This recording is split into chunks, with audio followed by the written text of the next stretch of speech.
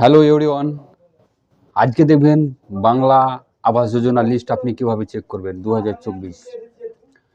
আমাদের পশ্চিমবঙ্গ সরকার যে মাননীয় মুখ্যমন্ত্রী মমতা বন্দ্যোপাধ্যায় যে বাংলা আবাস যোজনা যে ঘর দিচ্ছেন, আপনি কিভাবে অনলাইনে চেক করবেন। আপনার যে সার্ভে হয়েছিল, সার্ভে হওয়ার পরে যে প্রফেশনাল লিস্ট একটি বের হয়েছে, সেই লিস্টে আপনার নাম আছে কিনা আপনি কিভাবে দেখবেন। খুব সহজ একটি পদ্ধতি, আপনি সেটি মোবাইলের মাধ্যমে অথবা ল্যাপটপ বা কম্পিউটারের মাধ্যমে আপনি খুব সহজেই দেখতে পারবেন। দেখার জন্য আপনাকে প্রথমে একটি ক্রোম ব্রাউজার ওপেন করবেন। ওপেন করার পর এখানে আপনি যে ডিস্ট্রিক্টে আছেন সে ডিস্ট্রিক্ট আপনি সিলেক্ট করবেন। আমি মালদা আছি, তো মালদা ডিস্ট্রিক্ট আমি সিলেক্ট করলাম। সিলেক্ট করার পরে আপনি যে মালদা ডিস্ট্রিক্ট অফিসিয়াল ওয়েবসাইট যে এখানে দেখবেন, এখানে আপনি ক্লিক করবেন। ক্লিক করার পরে নতুন একটি ইন্টারফেস ওপেন হবে।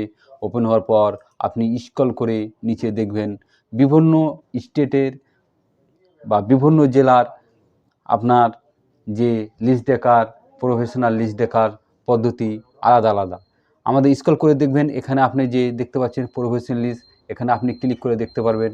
আপনি যদি অন্য জেলা থেকে থাকেন তাহলে আপনি আরেকটা জেলার দেখাচ্ছি কীভাবে দেখবেন। এখানে আপনি একটি ক্রোম ব্রাউজার ওপেন করবেন। ওপেন করার পরে আমি নদিয়া দেখাচ্ছি, এখানে নদিয়া দেখাচ্ছি যে আপনি এখানে ক্লিক করবেন। ক্লিক করার পরে নতুন একটি ইন্টারফেস ওপেন হওয়ার পর আপনি এখানে নোটিশ বোর্ডের মাধ্যমে এখানে আপনি দেখতে পাবেন। এখানে নোটিশে যাবেন, নোটিশের পরে এখানে দেখবেন নোটিশ বোর্ড। এখানে নোটিশ বোর্ডে ক্লিক করলে আপনি যে ঘরের লিস্টগুলো আপনি দেখতে পাবেন। তাই আপনাকে খুঁজে নিতে হবে আপনার প্রত্যেক ডিস্ট্রিক্টে অফিসিয়াল ওয়েবসাইট ওপেন করে আপনার যে কোন জায়গাতে সেই লিস্টটা আছে আপনাকে সেটা খুঁজে নিতে হবে। আজকে আমি দেখাবো মালদা জেলায়, তাই আমি মালদা জেলার আমি আজকে দেখাচ্ছি কিভাবে আপনি লিস্টটি দেখবেন। মালদা বলে আপনি ক্লিক করবেন। ক্লিক করার পরে এখানে মালদা ডিস্ট্রিক্ট ক্লিক করবেন। ক্লিক করার পরে নতুন একটি ইন্টারফেস ওপেন হবে। ওপেন হওয়ার পরে আপনি দেখবেন নিচে স্ক্রল করে দেখবেন। আমি আগে বলে দিয়েছি যে বিভিন্ন জেলার বিভিন্ন জায়গায় কিন্তু লিস্টগুলি আছে। আপনি ডিস্ট্রিক্ট আপনার ওপেন করে আপনাকে খুঁজে নিতে হবে। আমার যখন এখানে আপনি দেখবেন নোটিশ বোর্ডে আপনি এখানে খুঁজেন, তাহলে আপনি কিন্তু লিস্টটি পাবেন না।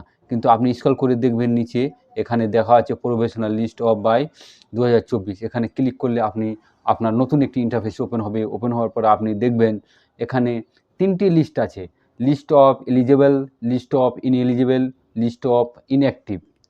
আচ্ছা, লিস্ট অফ এলিজেবল যারা ঘরের জন্য অ্যাপ্লাই করেছেন, যারা ঘর পাবে, যারা পাওয়ার যোগ্য, আপনারা এখানে ক্লিক করলে আপনি এলিজেবল লিস্ট এরা ঘর পাবে, আপনি সেই লিস্টটি দেখবেন। এখানে আপনার পুরা ডিস্ট্রিক্টে আপনার এখানে খুলে গেছে। আপনি যে ডিস্ট্রিক্ট যে জেলার আপনি দেখতে চান বা যে ব্লকের আপনি দেখতে চান সে ব্লক আপনি এদের নিচে দেখবেন। এখানে হরিশ্চন্দ্রপুর টু কালিয়াচক যা আছে আপনার সেখানে সিলেক্ট করলাম। হরিশ্চন্দ্র টু দেখবো, তো হরিশ্চন্দ্র টু সিলেক্ট করার পরে এখানে আপনার চলে আসলো। আপনি মৌজা ওয়াইজ প্রথমে আপনি দেখবেন এখানে যে পঞ্চায়েতগুলি সিলেক্ট করবেন। সিলেক্ট করার পরে মৌজা ওয়াইজ আপনি আপনার লিস্টটি দেখে নিতে পারবেন। এটা হচ্ছে এলিজিবল লিস্ট। এখানে আপনি যারা ঘর পাওয়ার যোগ্য তারা দেখতে পাবেন। যাদের সার্ভে হয়েছে কিন্তু এলিজিবল লিস্টের নাম নেই, তাই আপনি লিস্ট অফ ইনএলিজিবল আপনি ক্লিক করবেন। ক্লিক করার পরে আপনার যে এলিজিবল লিস্টে না থাকে তাই ইনএলিজিবলে আপনি সে নামটি দেখে নিতে পারবেন।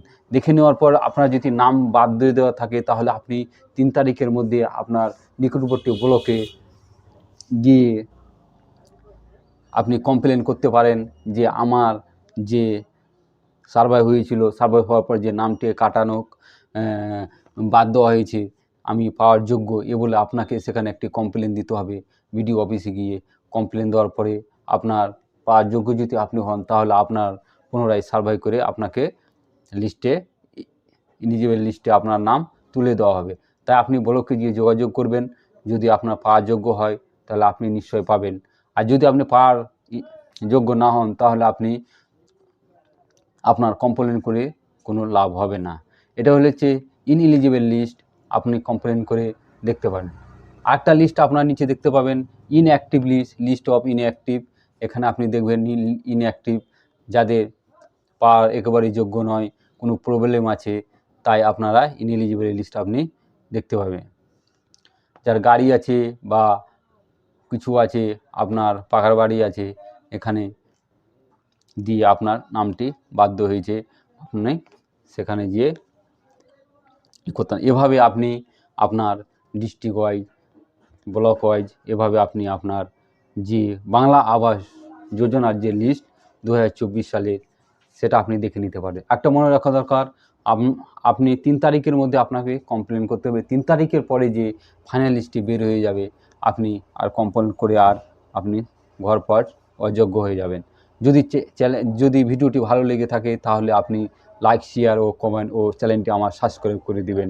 ধন্যবাদ।